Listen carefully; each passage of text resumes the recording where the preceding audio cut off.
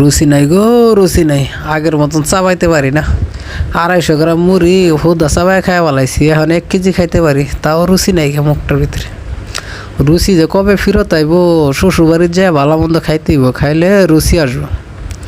কিন্তু বিয়ে করতে পারতাছি না, শীত যাইতেছে গা, খালি মুড়ি আর পেঁয়াজটা চাবাইতাছি, 1 কেজি মুড়ি চাবাইতাছি, এরপরও মনে করো রুচি নাই।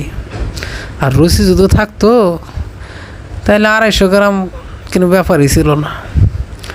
রুচি গো রুচি, আবার কবে যায় রুচিটা ফেরত আইব গো। হুদা চাবাই খাইতে রোজার মাসে আবার আগে যাতে রুচিটা একটু বাড়াইতে, এই জন্য খালি মুড়ি চাবাইতেছি কাঁচা মরিচ দিয়া। হ্যাঁ রুচি।